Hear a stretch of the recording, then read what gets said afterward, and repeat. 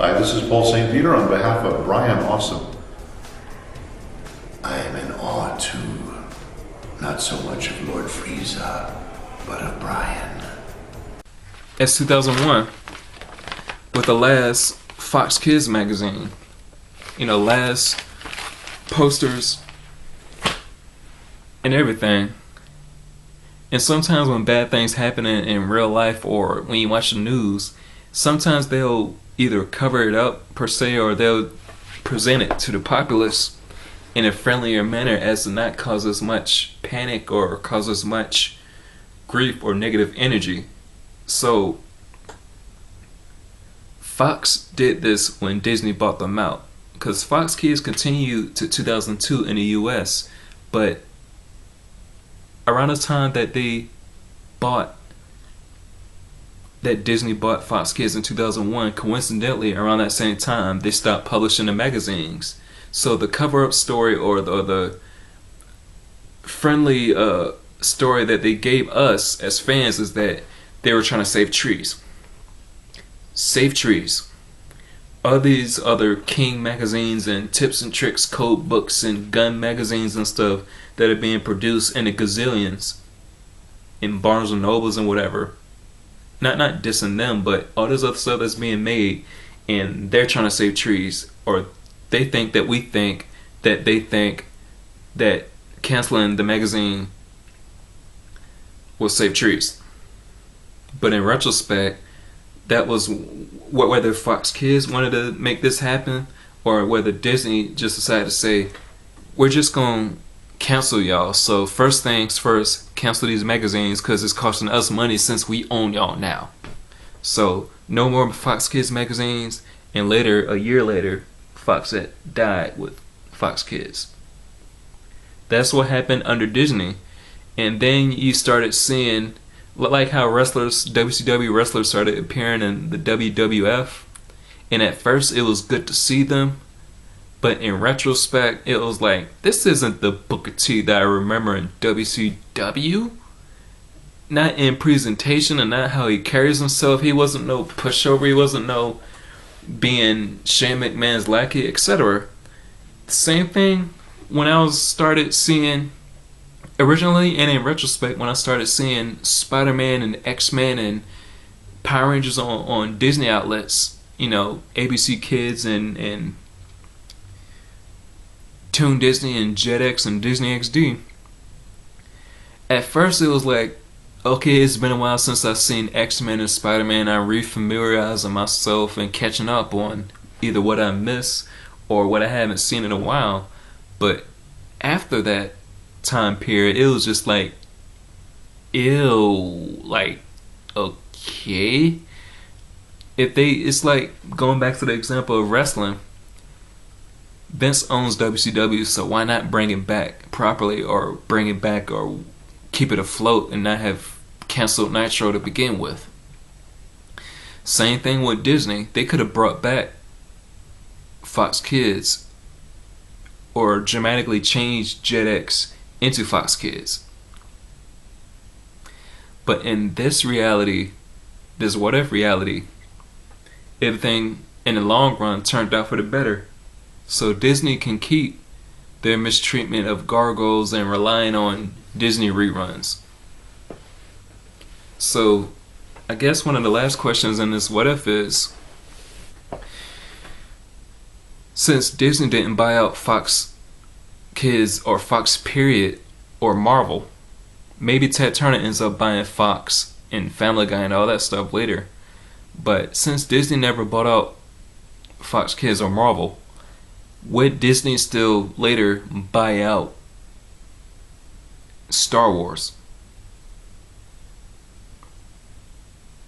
Since Star Trek was a big crossover hit on Fox Kids and UPN during that whole to the 10th power Course of Oblivion crossover, since Star Trek was a thing, and technically that Star Trek crossover with Power Rangers, Ted Turner kind of oversees and owns, due to him owning Fox. So with that happening in this reality, would Ted Turner look to buy out Star Wars, Luke Skywalker and Anakin Skywalker and the Phantom Menace and all that stuff.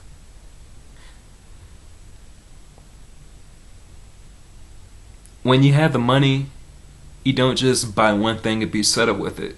In a business sense, you kind of keep it moving to keep yourself relevant, to keep your name out there, or at least keep some form of legacy or presence out there for years to come. So why not only own the Warners and Cartoon Network stuff, and the Turner networks, not just own Fox Kids and Power Rangers and Saban Entertainment, and not just buy out Star Trek, but also buy Star Wars. So all these Turner outlets, even when you just look at the cartoon stuff and the cartoon blocks and networks that's under Turner, due to all this stuff being funded and kind of being interconnected with each other in some way, shape, or of affiliated form,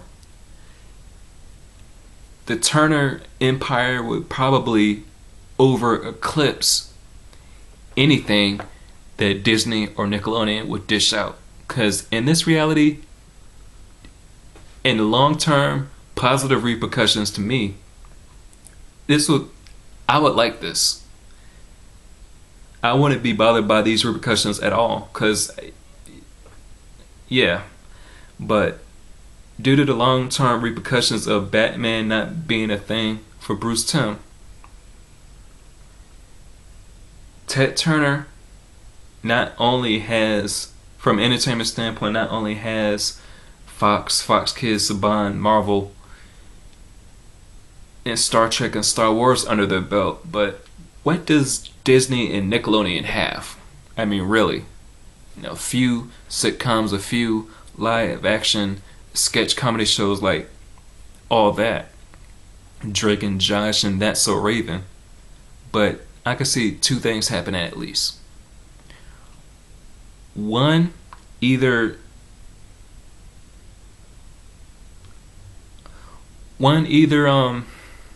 they continue to chug along with, Fairly Odd Parents or whatever Nicktoons that they could produce from Nickelodeon's side, and then Disney just focuses on whatever new stuff they could come up with or reruns.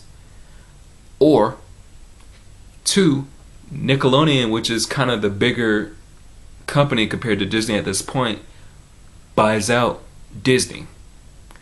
Nickelodeon buys out at least the Disney, buys out the properties to the Disney cartoons and Toon Disney / Jetix / Disney XD, and buys out the Disney Channel, to where Disney just has the theme parks. But a few years after that, Nickelodeon just buys out Disney, period. But then it's not that much longer before Ted Turner or the Turner properties for cartoons just gets bigger. Just bigger. It's like going back to wrestling again. I'm a wrestling fan. It's like in a reality where TNA became that much worse even compared to now, but WWE is continuing to grow, at least in regards to like revenue and all these affiliations and business acquisitions or business ventures, going overseas and having the WWE network. But then in our reality, TNA has caught up a little bit with having their own on-demand service and slowly catching back up and recovering from having Hogan and Bischoff in their company. But let's say TNA was worse off, to where WWE eventually started buying out TNA properties and just TNA, period. That would be the case between Nickelodeon and Disney. But let's say there was a company that was bigger than the WWE. Like, let's say AEW was bigger than the WWE. It's just that the WWE was bigger than TNA. WWE, in this scenario, buys out TNA. Not in this whatever scenario, but just hypothetically. WWE buys out TNA, but then AEW buys out WWE, so they own WWE and TNA. So this would be the situation here. here. So, Disney would be bought out by Nickelodeon. Nickelodeon doesn't have Avatar, Toonami does. So Nickelodeon buys out Disney, but not too long after that, let's say a handful of years at most, Turner buys out Nickelodeon and what they own. How about that? Not to sound like the Cash Me Outside girl, but how about that? How about that? Because at this point, Turner not only owns Star Trek, Star Wars, and all this other stuff, but and not just Fox Kids, but they own Fox. Because at this point, we're in like the 2010s. So they own Fox, they own Family Guy, so Family Guy stays on being on Fox Kids, being on Fox Sundays, and being on Adult Swim. And let's say with the Turner backing, that the creators of Family Guy have the luxury and freedom to give Family Guy a break after the 4th or 5th season. Maybe do some occasional Family Guy movies, venture off into other stuff, then come back to do a season or 2 more. Yeah. That would be a thing. But eventually, Nickelodeon and Disney would be bought out. I would kind of like to live in that reality, to be honest, at least from an entertainment standpoint. Because I kind of thought about these scenarios before I put them in a video. But I also kind of thought to myself, either in regards to, like fiction and stuff, or if not also in life.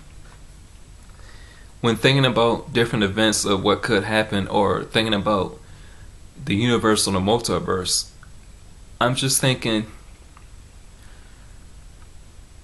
and I'm sure some of y'all probably already thought this too. Why couldn't we, because we, from an entertainment standpoint, we're in a reality where stuff got canceled and whatever acquisitions happened, the only positive things that I could think of that happened from Disney buying out Fox and this company buying out that company is that one company just created a way for us to give them money via on-demand services. Like Disney owns Marvel and Fox and stuff, so they have Disney Plus to where we can watch all this stuff, but at the expense of not having a television presence to watch Fox Kids or watch others other stuff. Same way with wrestling, they own WCW, so we can watch WCW matches, give or take, with a few dubbed over themes or controlling how they mention Chris Benoit. But nonetheless, we can watch WCW and ECW on the WWE network, but at the expense of no longer watching WCW on WCW. So, at least from an entertainment standpoint, I've asked myself, not necessarily verbally, but I thought to myself, like, why do we have to live or have been born in this reality where all this sucky shit happen in the world of animation?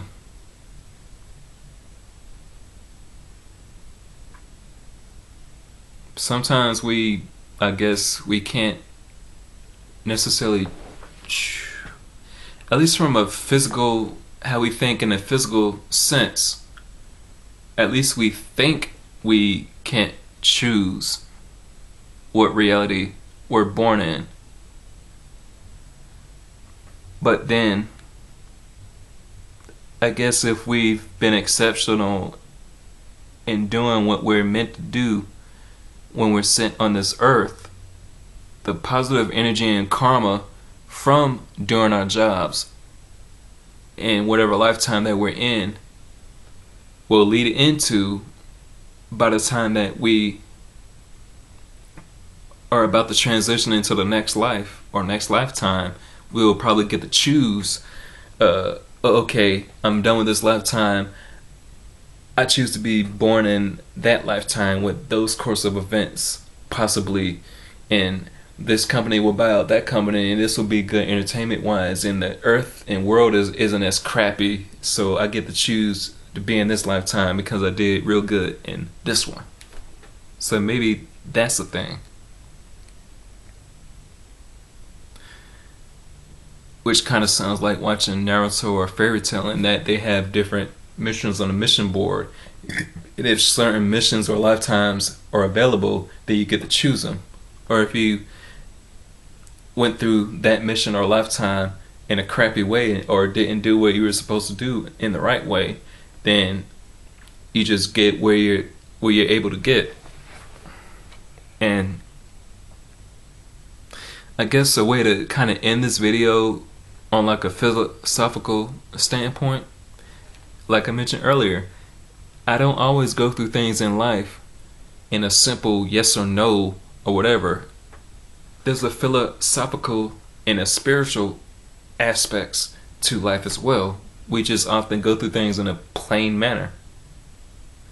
But a philosophical way to end this video would be to say and point out that sometimes the blessings that are meant for us, or the best things that happen to us, happen when we're at the right places at the right time, to encounter the right people and situations to lead us into wherever we're meant to be, to accept the right blessings that are meant for us, for each of us individually, and each of us individually in contributing to a greater whole. And I guess that greater whole would be a balance. I'm kind of venturing off, but yeah. And then I guess I'll also say that sometimes, or whether I like this or not, whenever this applies to me, but sometimes our missions we don't often see because we're so clouded in whatever. Or our mission may not always be what we always want, I guess.